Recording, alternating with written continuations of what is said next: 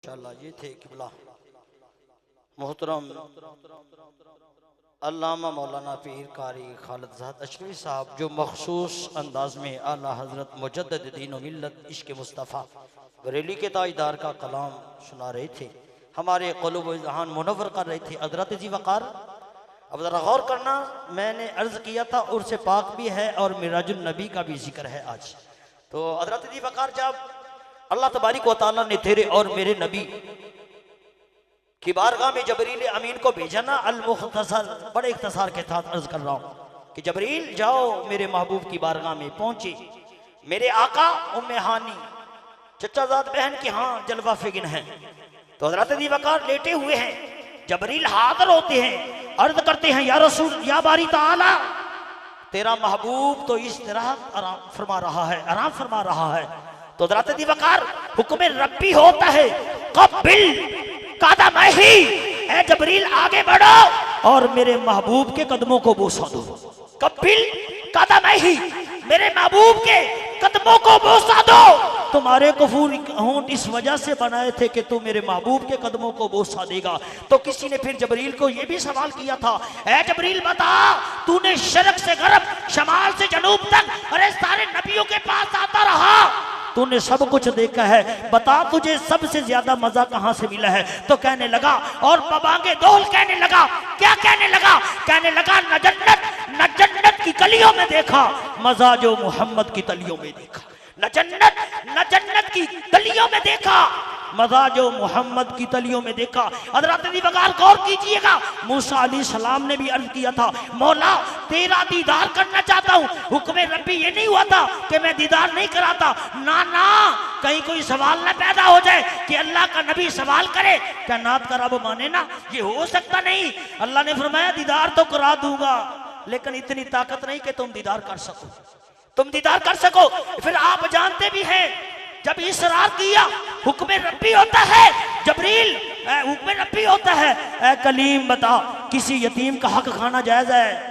अल्लाह अकबर, अर्ज की वाली ताला नहीं, यतीम का हक नहीं खाना चाहिए, हुक्म रब्बी होता है। अरे ये हक सर की आंखों से मेरा दीदार करना, ये हक यतीम बमानी दुर्र यतीम मोहम्मद अरबी का हक है, किसी और का हक नहीं है।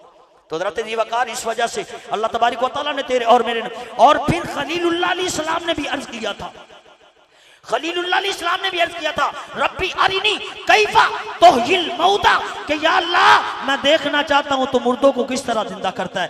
याद रखिएगा, उनके कहने का मकसद क्या था कि कायनात का रब मेरी आंखों के सामने मुर्दा जिंदा करेगा और मैं अल्लाह का दीदार करा लूंगा, लेकिन कर लूंगा। तो हज़रत जी वक़ार, हुक्म रब्बी होता है, क्या तुझे पता नहीं मैं मुर्दा नहीं जिंदा कर सकता?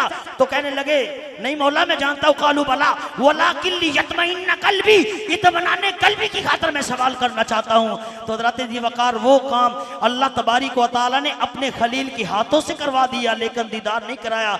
बस मकसद क्या था? मकसद यही था कि सर की आंखों से मेरा दीदार यतीम बमानी दुर्र यतीम मोहम्मद अरबी करेंगे, इसके अलावा कोई नहीं।